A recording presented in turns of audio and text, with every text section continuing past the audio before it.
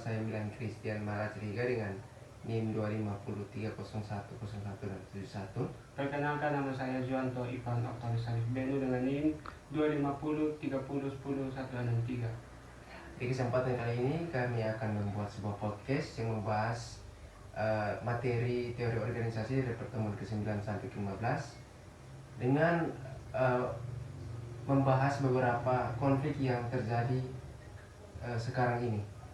Selamat menyaksikan. Jadi begini kawan, beta ini kan ada kuliah dan kata dapat mata kuliah teori organisasi.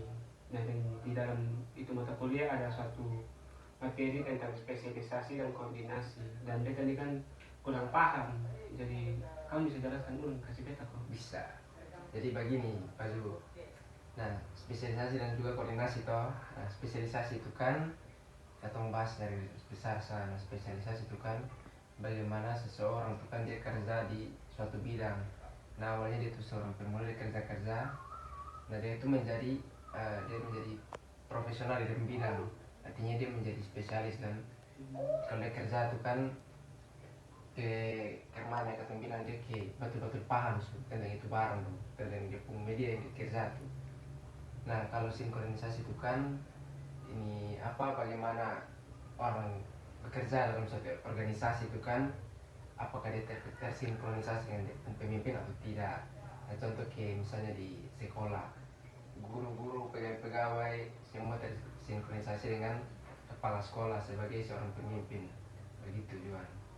Jadi misalnya kan itu kan tadi kawan punya penjelasan tuh, jadi ada kosong satu contoh kasus nyata yang biasa sering terjadi di katong masyarakat begitu, di lingkungan masyarakat. Ada satu kasus, itu dia kasus di Kalimantan Timur. Itu dia di Puskesmas Jabiren, kalau saya salah itu di Puskesmas Jabiren.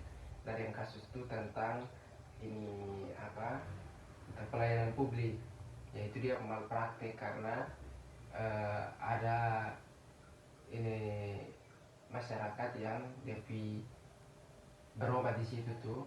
Nah, dia lihat itu alat-alat yang dong pakai itu untuk melayani masyarakat tuh kan rusak, sukarat.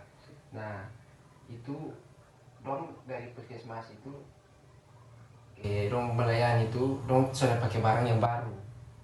Memang ada barang baru, tapi dari itu berita tuh dong kasih tahu kalau ini alatnya itu dibilang sengaja direndam di air asam, makanya dia jadi kuningan, jadi karat toh. Nah, ini masyarakat komplain itu karena yang pertama tidak adanya koordinasi, tidak adanya spesialisasi di bidang tersebut. Nah, karena dong sebagai seorang pelayan masyarakat di bidang kesehatan itu kan tidak tersinkronisasi, tidak terkoordinasi secara baik. Nah, bagaimana mereka menggunakan alat-alat yang diberikan itu kan mereka sudah menyalahgunakan, karena mereka tidak menggunakan alat baru, tapi mereka menggunakan alat yang lama yang sudah dalam tanda kutip sudah rusak untuk melayani masyarakat, apalagi ini di bidang kesehatan. Jadi itu sangat berbahaya jika mereka masih menggunakan alat-alat tersebut untuk melayani masyarakat. Jadi dari masalah tersebut, bagaimana pihak penanganan dari pemerintah dan puskesmas tersebut? Nah, kalau untuk penanganannya,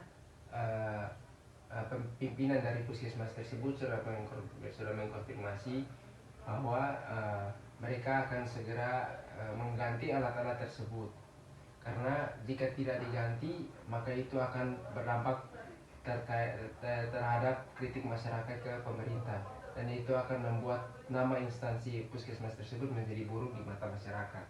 Oke, kan tadi teman sudah membahas sedikit pembahasan tuh. Jadi teori apa yang paling cocok untuk spesialisasi dan koordinasi yang tadi sudah teman jelaskan? Jadi menurut beta tuh teori yang cocok itu teori dari Bapak Hendri Fayol.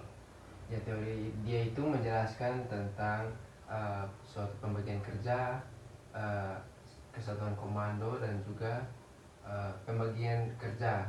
Nah, dari kasus ini kita bisa melihat bahwa meskipun di situ sudah terjadi suatu spesialisasi, Namun jika kurangnya komunikasi dan juga koordinasi itu bisa berdampak buruk pada pelayanan publik. Jadi pada intinya spesialisasi itu di mana seseorang telah bekerja dan sudah menjadi ahli di bidang tersebut, sedangkan koordinasi di mana seseorang berkoordinasi dalam organisasi untuk mencapai tujuan organisasi. Ya, betul. Nah, terus tadi kan teman sempat bilang bahwa ada konflik internal yang sudah didamaikan oleh pemerintah. Nah, tetapi di sini beta mau melihat juga bahwa melihat dari pihak puskesmas juga harus memperbaiki kualitas layanan publik supaya konflik internal yang terjadi di dalam puskesmas tidak berdampak kepada masyarakat begitu. Jadi konflik internal itu hanya di dalam puskesmas tetapi tidak dibawa keluar sehingga masyarakat tidak terpengaruh. Iya, terpengaruh, betul. Nah, Pak Ju, di dalam suatu organisasi ini pasti ada di pembudaya toh. Nah, ada di kompetensi dan juga di perkembangan zaman nih yang sudah serba canggih ini, modernisasi, pasti ada peran teknologi dalam organisasi. Nah, mau tanya sedikit di Pak Ju, menurut Pak Ju itu budaya organisasi itu mulai dari mana? Jadi menurut beta itu budaya organisasi itu adalah seperangkat nilai, norma atau keyakinan dan cara kerja yang dianut anggota organisasi. Sedangkan kompetensi itu adalah kombinasi pengetahuan, keterampilan, kemampuan dan sikap yang diperlukan untuk dijalankan. Oh, begitu. Sedangkan kalau untuk peran teknologi bagaimana? Dan peran teknologi itu kalau salah itu ada 5. Yang pertama meningkatkan efisiensi operasional, meningkatkan pengambilan keputusan, terus meningkatkan inovasi serta meningkatkan komunikasi. Dari penjelasannya Pak Ju yang tadi itu barusan, kira-kira ada di kasus kesuan deh, kasus ke konflik begitu, di kasus apa tentang budaya organisasi, kompetensi dan juga teknologi. Jadi Dukcapil membuat sebuah kebijakan yaitu layanan administrasi berbasis online. Jadi supaya kalau masyarakat mau daftar itu mereka tidak usah capek-capek ya. Dong di sana kok daftar tatap muka apa-apa harus bolak-balik toh. Jadi dari kebijakan itu pasti ada tantangan. Tantangan apa kira-kira? Jadi dari tantangan dari kebijakan tersebut seperti yang kita tahu bahwa kan semua masyarakat ini kan bisa mengerti teknologi, dalam teknologi atau biasanya istilahnya bilang gaptek. Gaptek teknologi seperti itu. Jadi dari kasus itu bagaimana teori menggambarkan itu? Teori apa kira-kira yang mampu menggambarkan situasi itu? Teori yang mampu menggambarkan itu kasus yaitu teori sosioteknis yang dikembangkan oleh Eric Ries. Jadi inti dari teori tersebut adalah organisasi terdiri dari 2 subsistem yang harus berjalan bersama, yaitu sistem sosial dan sistem teknis.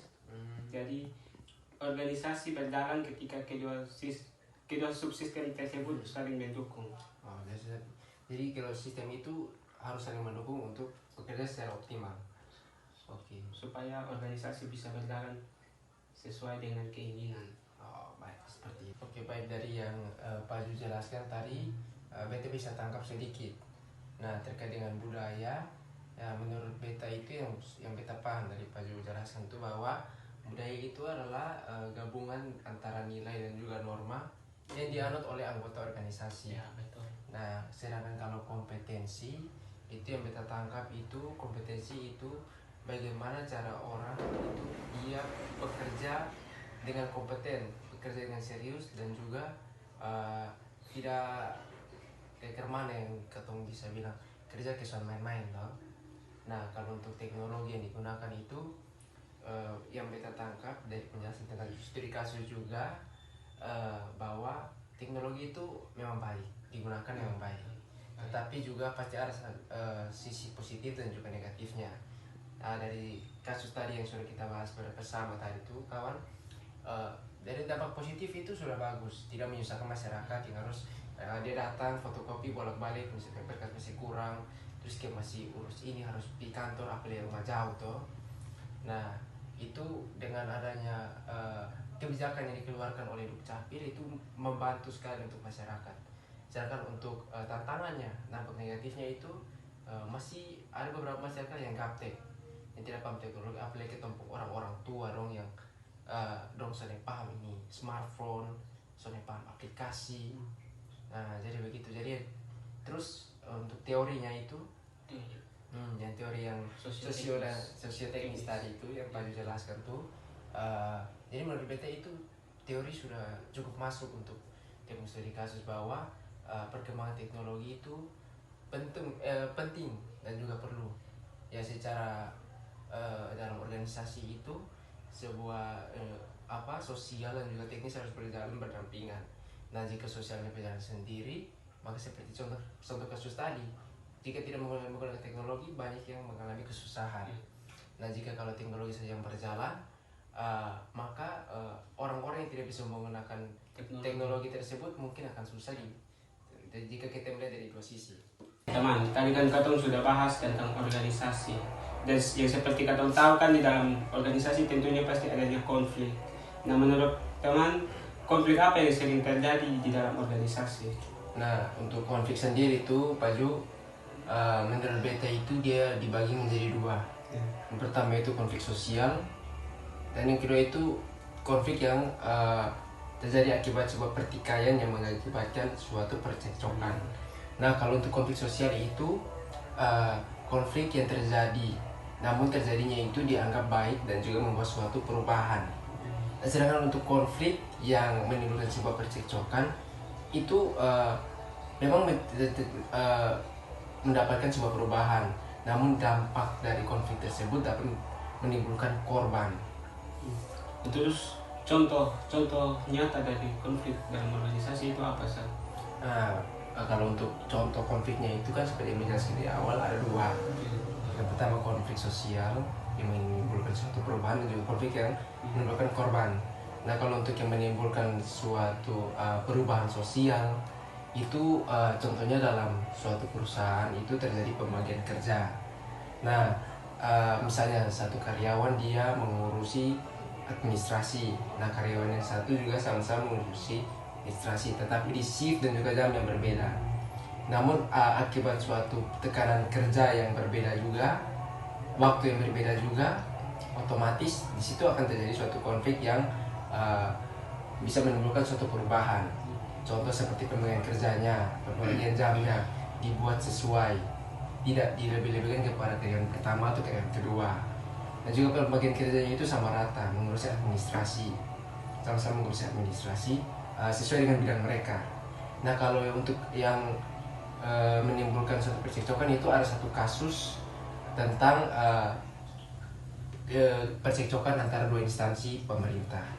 Ini antara instansi militer dan juga instansi sipil, yaitu Polri dan juga TNI.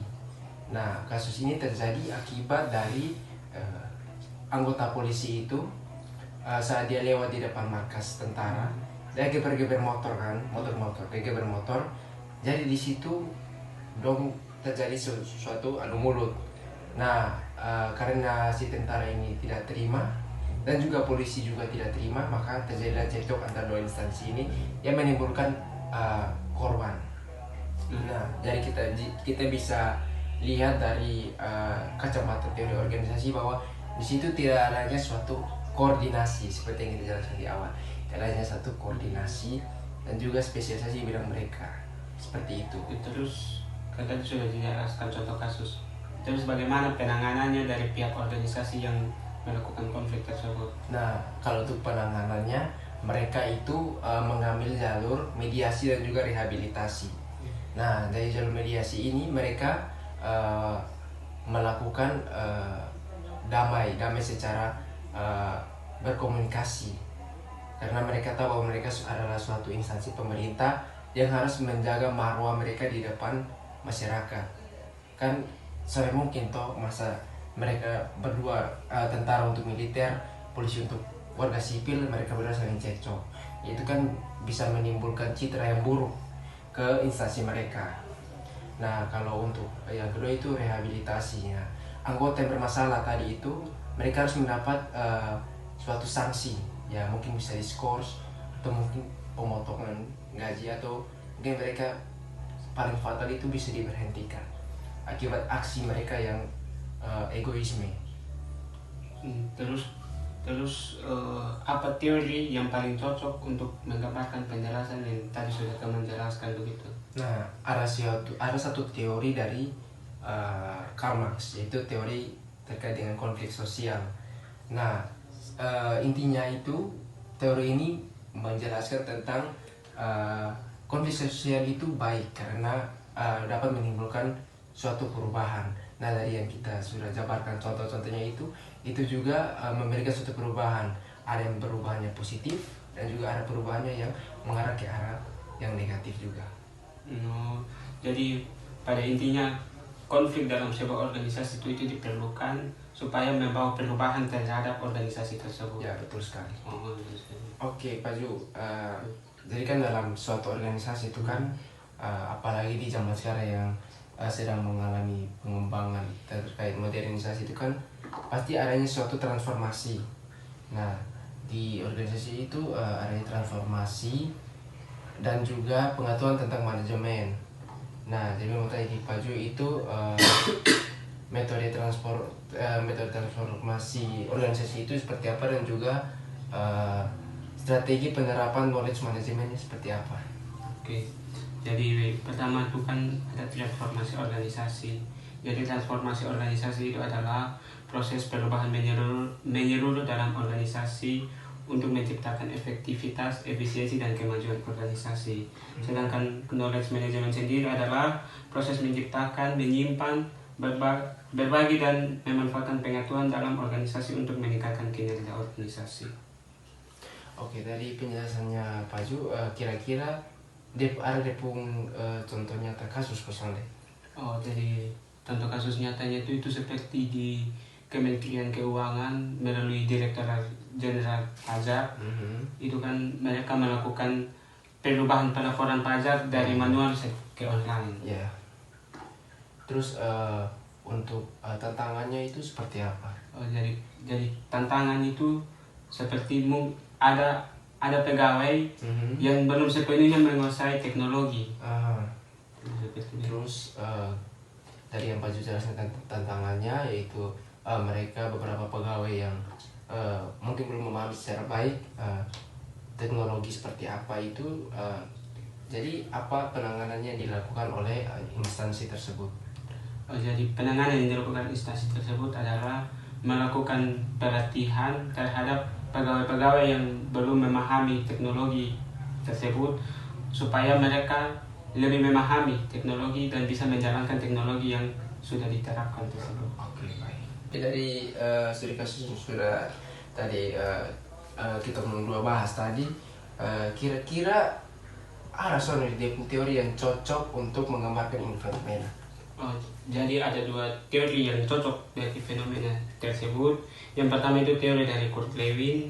Jadi inti teori dari Kurt Lewin tersebut adalah perubahan organisasi terjadi secara bertahap dari kondisi lama ke kondisi baru. Oke, jadi teori yang kedua itu teori dari Ikojiro Nonaka, yaitu inti dari teori tersebut adalah pengetahuan terus diciptakan dan disebarkan dalam organisasi. Oke, baik. Dari yang beta tangkap dari penjelasan Pak Ju, pertama terkait dengan transformasi ya. Transformasi itu yang beta tangkap itu kan dia itu transformasi bagaimana suatu peralihan dari yang lama ke yang baru. Nah, kalau untuk strategi itu kan dia itu perencanaan awal yang dilakukan agar suatu rencana bisa berjalan dengan baik dan juga sesuai. Nah, dari studi kasus yang sudah kita bahas itu terkait dengan penerapan teknologi ya. Penerapan teknologi itu menurut saya itu sudah bagus. Namun untuk sumber daya manusianya atau SDM-nya itu harus dimaksimalkan agar saat penerapan itu sudah dilakukan, sudah direalisasikan, itu tidak lagi terjadi suatu kendala-kendala terkait dengan gaptek teknologi. Nah, juga dari terkait teori yang sudah Pak Ju berikan terkait dua teori itu, teorinya Bapak Kurt Lewin dan juga Ikojiro Nonaka itu juga sudah cukup menjelaskan bagaimana fenomena perubahan itu terjadi dan juga harus disiapkan sumber daya manusianya agar tidak terjadi efek teknologi. Oke teman, kan pastinya dalam organisasi pasti terdapat ada yang namanya jejaring organisasi. Coba teman jelaskan apa itu jejaring organisasi. Nah, jadi beta jelaskan kasih Pak pemahaman ya. Jadi jejaring organisasi itu adalah sebuah bentuk di mana organisasi itu bekerja dan juga berhubungan dengan unit yang lain, misalnya individu, organisasi yang lain. Nah, dalam realisasinya di lapangan, jejaring ini berfungsi sebagai hubungan kerja. Nah, hubungan kerja yang dilakukan ini tidak berdasarkan perintah satu institusi saja, tetapi digabung menjadi satu komponen utama yang bekerja bersama-sama untuk mencapai tujuan bersama. Oke, jadi dari penjelasan teman itu apa kasus nyata yang terjadi? Nah, contoh kasusnya yang terjadi contoh di KPK. Nah, KPK itu kan dia itu Komisi Pemberantasan Korupsi. Nah, contoh kasusnya itu dia menggabungkan beberapa instansi di dalamnya, yaitu ada kepolisian, ada Kejaksaan Agung dan juga PPATK. Nah, dari gabungan itu organisasi itu berjalan dengan satu nama, yaitu KPK. Jadi secara hierarkis itu tidak terlalu hierarkis, jadi susunannya itu tidak vertikal, melainkan itu horizontal. Jadi mereka itu tidak mempunyai satu perintah yang maksudnya seperti ke bos dengan atasannya, tetapi perintahnya itu horizontal dan juga sama rata, seperti itu. Oke, dari kasus tersebut apa penanganan yang dilakukan? Jadi jika digabung seperti itu, mungkin ada beberapa konflik yang terjadi. Ya, contohnya misalnya seperti konflik miskomunikasi contohnya. Nah, penanganannya seperti apa? Penanganannya itu dengan cara setiap instansi yang sudah digabungkan menjadi satu instansi baru itu harus memperbaiki komunikasinya. Karena mungkin dari segi pembagian kerja itu mereka berbeda di bidangnya masing-masing.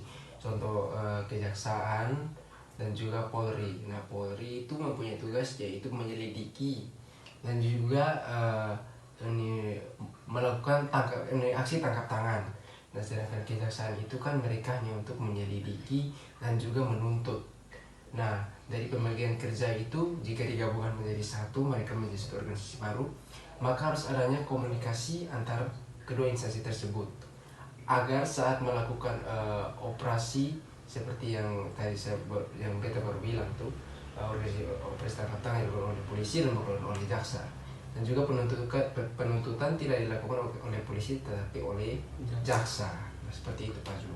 Oke, kan itu kan tadi teman sudah jelaskan apa teori yang cocok dari penjelasan yang sudah teman jelaskan tadi. Nah, teori yang menurut beta paling masuk tuh teori New Public Management. Nah, di mana New Public Management itu intinya yaitu jika suatu sistem itu seperti yang tadi contoh kasusnya sudah digabung ya,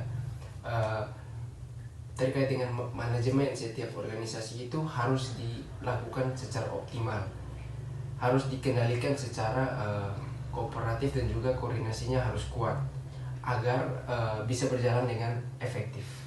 Oke, jadi dari penjelasan yang teman tadi jelaskan, jadi yang dapat beta pahami dari jejaring organisasi itu adalah hubungan kolaboratif antar berbagai aktor yang saling bergantung, begitu? Iya, begitu. Sekali. Jadi mereka itu harus saling bergantung satu sama lain agar mencapai tujuan bersama secara efisien dan juga efektif. Oke, jadi dari penjelasan yang teman tadi jelaskan, jadi yang dapat beta pahami dari jejaring organisasi itu adalah hubungan kolaboratif antar berbagai aktor yang saling bergantung, begitu? Iya, begitu. Sekali. Jadi mereka itu harus saling bergantung satu sama lain agar mencapai tujuan bersama secara efisien dan juga efektif.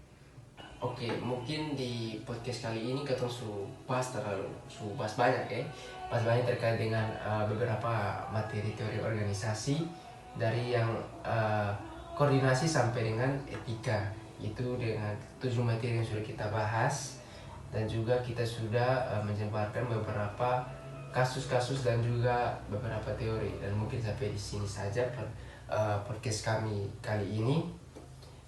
Terima kasih. Sekian dan terima kasih. Oke, baik. Pesan dan kesan saya selama perkuliahan teori organisasi itu, yang pertama, kesan saya selama perkuliahan yaitu menyenangkan dan materi yang disampaikan mudah dipahami. Sedangkan pesan saya adalah teruslah berinovasi dalam pembelajaran teori organisasi.